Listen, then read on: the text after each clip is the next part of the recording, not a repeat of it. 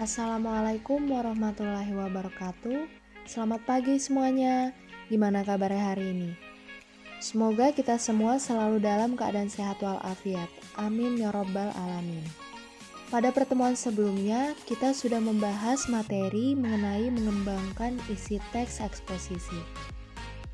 Untuk pertemuan kali ini, kita akan melanjutkan materi sebelumnya. Hari ini kita akan membahas materi yaitu C. Menelaah struktur dan kebahasaan teks eksposisi. Namun, sebelum memulai pembelajaran hari ini, alangkah baiknya mari kita awali dengan membaca doa menurut agama dan kepercayaan masing-masing. Berdoa dimulai. Berdoa selesai.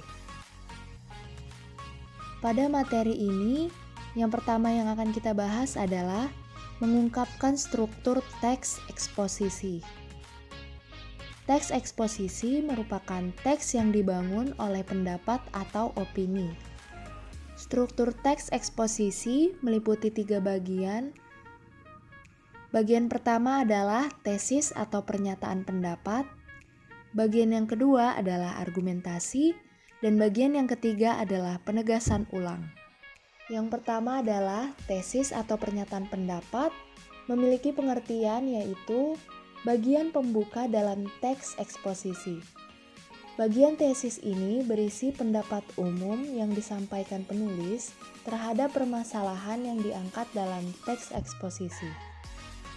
Selanjutnya ada argumentasi. Argumentasi merupakan unsur penjelas untuk mendukung tesis yang disampaikan. Argumentasi dapat berupa alasan logis, data hasil temuan, fakta-fakta, bahkan pernyataan para ahli. Argumen yang baik harus mampu mendukung pendapat yang disampaikan oleh penulis atau pembicara. Dan yang terakhir adalah penegasan ulang. Penegasan ulang yaitu bagian yang bertujuan menegaskan pendapat awal serta menambah rekomendasi atau saran terhadap permasalahan yang diangkat dalam teks eksposisi. Selanjutnya ada membandingkan kebahasaan dua teks eksposisi. Dalam teks eksposisi, banyak digunakan istilah yang sesuai dengan bidang permasalahan yang dibahas. Istilah merupakan kata yang dengan cermat mengungkapkan makna konsep, proses, keadaan, atau sifat yang khas dalam bidang tertentu.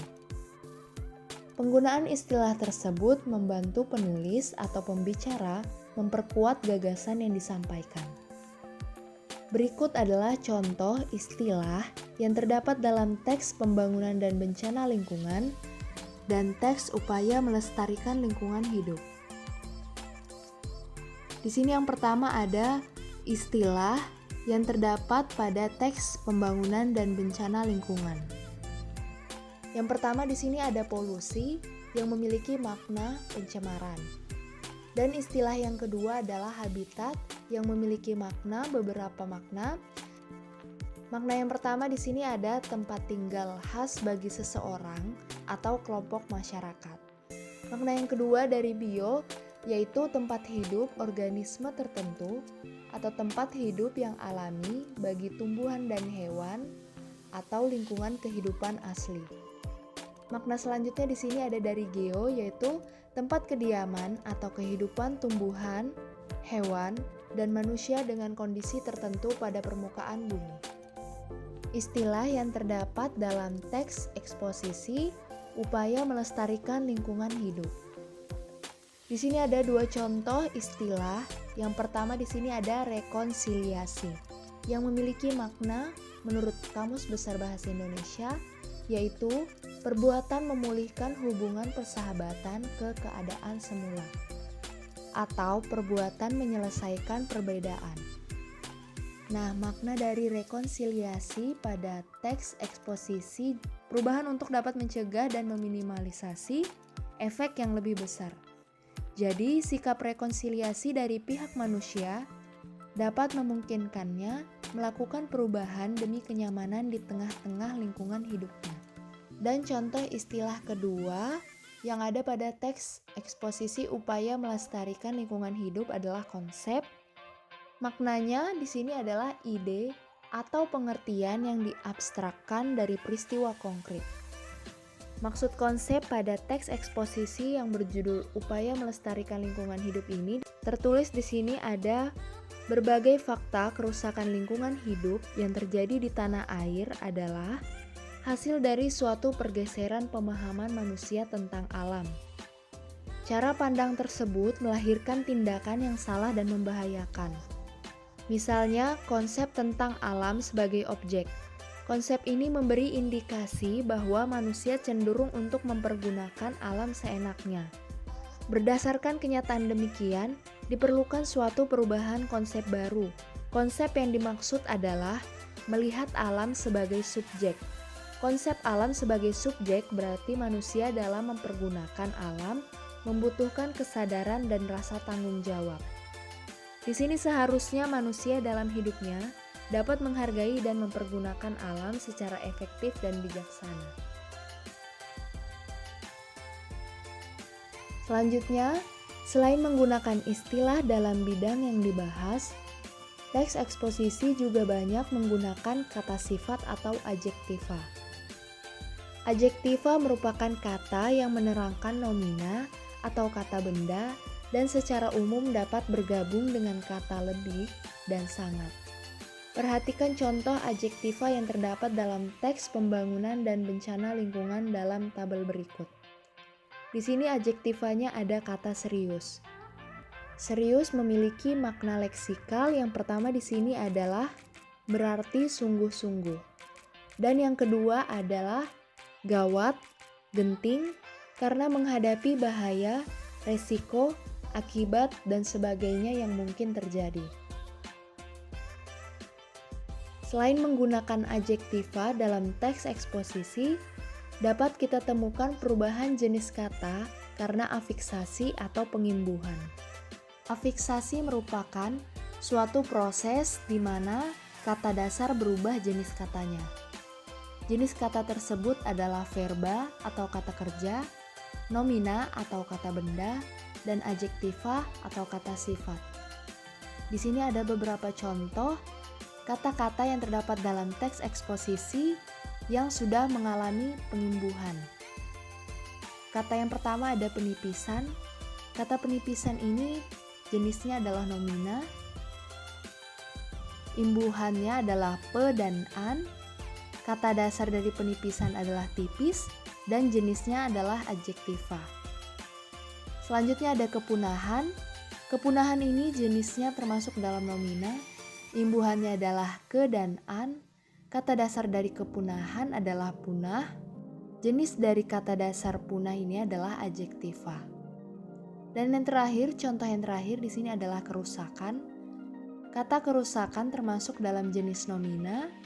Imbuhannya adalah ke dan an. Kata dasar dari kerusakan adalah rusak. Dan jenis dari kata rusak adalah adjektiva.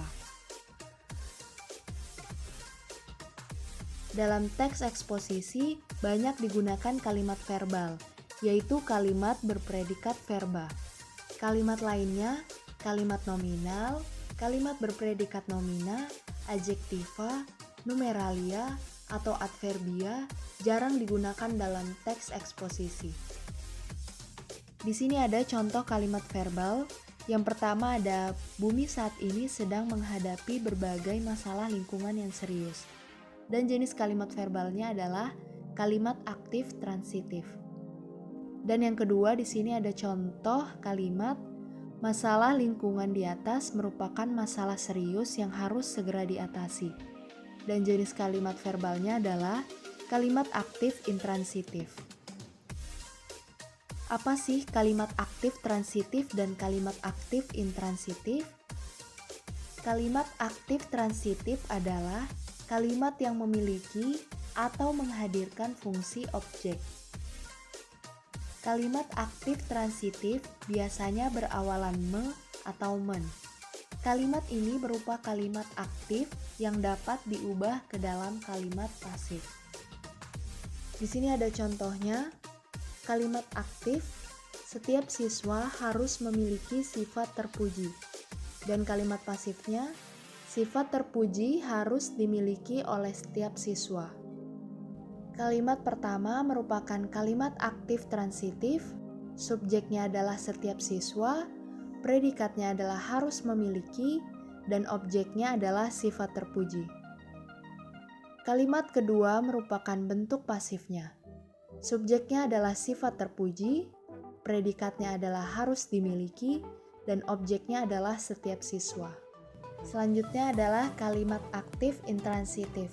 Berbeda dengan kalimat aktif transitif, kalimat aktif intransitif tidak memiliki atau tidak menghadirkan objek. Jika predikatnya berawalan me atau men, kalimat tersebut tidak dapat diubah ke dalam bentuk pasif. Di sini ada contohnya, adik menangis, pesawat itu mengudara dengan sempurna. Kalimat pertama, subjeknya adalah adik, predikatnya adalah menangis. Kalimat kedua, subjeknya adalah pesawat itu, predikatnya adalah mengudara, dan keterangannya adalah dengan sempurna. Bisa dilihat dari contoh ini, kalimat aktif intransitif tidak menghadirkan objek di dalamnya. Demikian materi mengenai menelaah struktur dan kebahasaan teks eksposisi yang sudah kita bahas hari ini. Untuk pertemuan selanjutnya, kita akan membahas materi mengenai D. Menyajikan gagasan ke dalam teks eksposisi.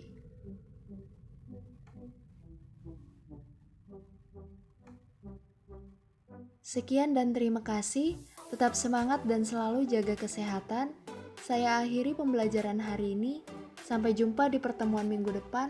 Wassalamualaikum warahmatullahi wabarakatuh.